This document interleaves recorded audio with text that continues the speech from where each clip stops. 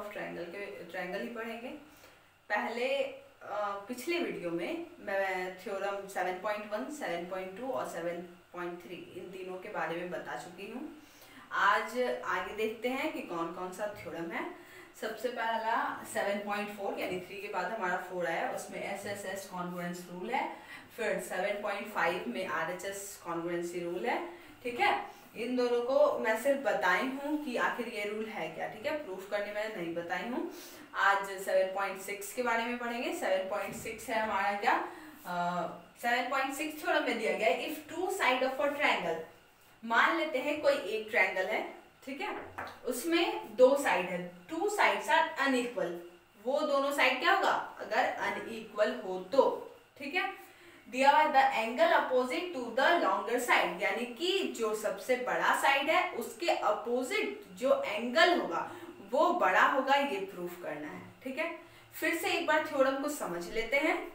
Theorem में दिया गया है कि if two side of a triangle, यानी कि एक ट्रायंगल है उसमें दो साइड है, ठीक है, दो साइड अगर आपस में अनइक्वल होंगे, इसका मतलब बराबर नहीं होंगे, तो क्या होगा, तो जो एंगल होगा लॉन्गर साइड के अपोजिट, यानी जो सबसे बड़ा साइड है उसके जस्ट अपोजिट जो एंगल होगा वो भी लार्जर होगा, ये हमें प्रूफ करना है। ठीक है, चलिए तो प्रूफ कैसे करेंगे।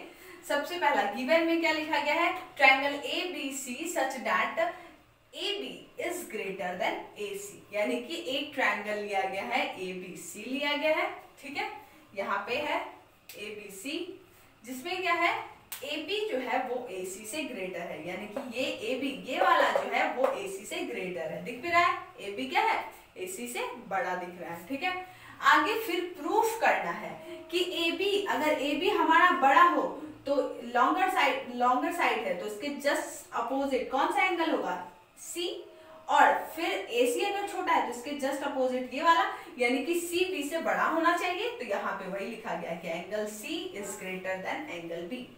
फिर से मैं ये बताती हूँ कि AB हमारा क्या है लॉन्गर साइड है और AC शॉर्टर है। ठीक है, AB के जस्ट अपोजिट जो एंगल है यानी एंगल C और AC के जस्ट अपोजिट जो एंगल है यानी कि B, एंगल C जो होगा वो बड़ा होगा किससे, एंगल B से, ये प्रूफ करना है। ठीक है, चलिए आगे कंस्ट्रक्शन करते हैं। क्या कंस्ट्रक्शन किया गया है, take a point P on AB, यानी कि फिर से यहाँ एक फिगर बनाया गया है। फिगर में क्या है, यहाँ ये है, हाँ, फिगर में कह रहा है कि जब AB मेरा एक बड़ा साइड है तो इसमें एक पॉइंट ले लेते हैं P अगर पॉइंट ले रहे हैं तो इसका मतलब कि जो AP की दूरी है और AC की दूरी है ये दोनों आपस में इक्वल होगी। फिर से यहाँ पे देखते हैं कि AB हमारा एक लॉन्गर साइड है, AB में कोई ऐसा जगह हम पॉइंट रखते हैं जो कि AC के इक्वल हो जाए, तो हम पॉइंट P रखें जो कि AP इक्वल्स टू AC हो गया। ठीक है, आगे देखते हैं क्या है, एंड ज्वाइन CP को हम क्या किए मिला दिए। फिर कर रहा है लेट एंगल APC यानी ये वाला जो एंगल है उसको हम x लेके चलते हैं। फिर दूसरा क्या है angle BCP equals to y, यानी BCP ये वाला एंगल जो है इसको y रखा गया है।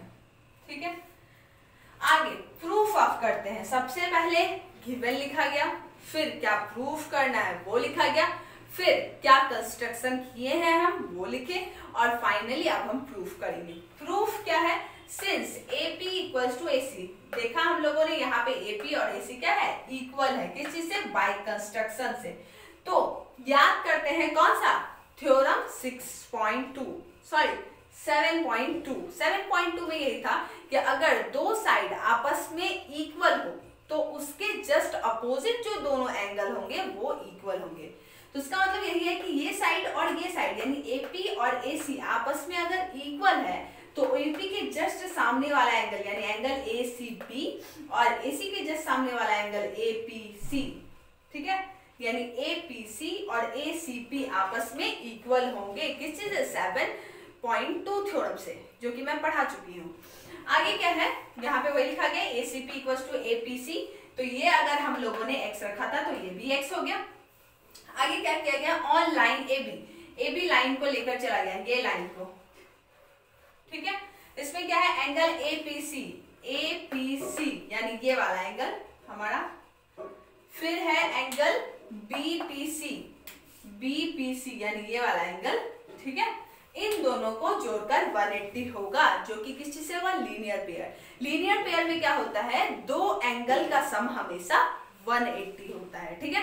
तो यानी अगर कोई स्ट्रेट लाइन है इस तरीके से, इस पे कोई लाइन अगर डिवाइड कर रहा है, दो पार्ट्स में डिवाइड कर रहा है, तो ये दोनों का जो सम होगा वो 180 होगा। तो यहाँ पे वही लिखा गया है कि ये एंगल और ये एंगल को जोड़कर 180। आगे क्या है कि एंगल, अब अगर एंगल BPC निकालते हैं, यानी यहाँ देख लेते हैं BPC है, तो ACP को हम उधर लेके चले जाएंगे, माइनस में हो जाएगा, तो BPC इक्वल टू क्या हो गया, 180 माइनस APC हो गया। आगे क्या है APC हमारा क्या था, एंगल X था, तो यहाँ पे वही लिखा गया 180 माइनस X। यहाँ तक हो गया। उसके बाद ट्रायंगल लेकर चलते हैं, कौन सा, PBC यानी ये नीचे वाला छोटा ट्रायंगल PBC लेकर चले। इसमें क्या हुआ कि ये पहला एंगल, फिर ये दूसरा एंगल, ये तीसरा एंगल, तीनों एंगल का सम क्या होगा, 180 होगा। एंगल सम प्रॉपर्टी से sum of all angle of triangle is equals to 180, ठीक है। तो यहाँ पे वही किया गया है कि एंगल BPC यानी ये वाला एंगल, उसके बाद फिर है एंगल PBC यानी कि ये वाला नीचे वाला एंगल, और तीसरा है एंगल PCB यानी PCB ये वाला। इन तीनों को जोड़ने पे 180 होगा। आगे क्या है, अभी जस्ट यहाँ पे निकाला गया था BPC, क्या है 180 माइनस एक्स, यहाँ पे 180 माइनस एक्स डिग्री लिखा गया। फिर क्या है प्लस एंगल PBC हम लोगों को मालूम नहीं है, तो वो वैसे ही है। और लास्ट में PCB ये क्या है y लिखा गया है। आगे क्या करते हैं, PBC को यही रहने देते हैं, बाकी सारे को अपोजिट साइड में लेकर चले जाते हैं, ठीक है। तो ये प्लस में था 180, इधर आके माइनस हो गया। x हमारा क्या था माइनस में, इधर आके प्लस हो गया, ठीक है। और y हमारा था प्लस में, आके माइनस हो गया। 180 और 180 आपस में क्या हो गया, कैंसिल हो गया। तो हमारा क्या बचा, एंगल PBC यानी ये वाला जो होगा वो x माइनस y है, ठीक है। आगे इस इक्वेशन को 3 मान कर चलते हैं। फिर क्या करते हैं कि एंगल C हमारा क्या है y, और एंगल C इक्वल्स टू लिखा गया है BPC प्लस PCA। BPC ये वाला और PCA, कहा गया PC और ये, यानी कि इन दोनों का सम रखा गया है एंगल C को, ठीक है। एंगल C के बारे में यही लिखा गया यहाँ पे कि इन दोनों का क्या है, सम है, x और y का सम होगा, कौन, एंगल C, ठीक है। आगे क्या रहा है कि एंगल B हमारा आया x minus y, angle C हमारा आया x प्लस y। तो देन थर्ड और फोर्थ इन दोनों को अगर देखा जाए, x माइनस y है, x प्लस y है, बड़ा कौन होगा, x प्लस y वाला। क्यों, अगर हम मान के चलते हैं x हमारा 10 है और y हमारा क्या हो जाएगा 3 है, ठीक है। तो x माइनस y करते हैं तो 10 माइनस 3 हमारा 7 आएगा, और अगर x प्लस y करते हैं तो 10 प्लस 3 हमारा क्या आ जाएगा 30 आ जाएगा। इसका मतलब जो प्लस वाला है वो क्या है, हमारा बड़ा है। तो वही यहाँ लिखा गया है कि angle C is greater than angle B, यानी एंगल C जो होगा वो P से बड़ा होगा, ठीक है। सिमिलरली अब क्या है, एंगल C बड़ा हो गया किससे, एंगल B से, तो C के जस्ट सामने वाला ये AB वाला आ गया, AB हमारा ग्रेटर हो गया किससे, BC से। यहाँ पे ये क्लियर हो गया कि प्रूफ करना था कि बड़ा होना चाहिए, ठीक है। तो यहाँ पे एंगल C जो है एंगल B से ग्रेटर हो गया। उसके बाद फिर कह रहा है कि इस बार हम लोगों ने लेकर चला था क्या, कौन सा, P पॉइंट लेकर चला था। आगे क्या है, take a point Q on AB पे एक Q पॉइंट लेकर चल सकते हैं, such that BQ equals to BC, यानी PQ B मान लेते हैं, चलिए हम यहाँ लिख देते हैं इस तरीके से। अगर मान लेते हैं Q पॉइंट अगर AB पर लेके चले, ठीक है, तो कह रहा है Q अगर पॉइंट लेकर चलते हैं तो BQ इक्वल्स टू BC, इस बार लेकर चलेंगे क्या, BQ और BC ये दोनों आपस में क्या होंगे, इक्वल होंगे। तो इस तरीके से जब हम फिर से प्रूफ करेंगे तो एंगल C जो होगा एंगल A से भी ग्रेटर हो जाएगा। तब हमारा जो ये वाला था कि प्रूफ करना है कि एंगल C और एंगल B, मेनली हमें प्रूफ करना था कि एंगल C एंगल B से बड़ा होगा, ठीक है। एंगल A को भी हम लेकर चल सकते हैं कि उससे कैसे बड़ा होगा, जैसे B का प्रूफ किया गया है सेम टू सेम वैसे ही प्रूफ करेंगे, बस चेंजिंग क्या आएगा, BQ इक्वल्स टू BC कर देंगे, ठीक है।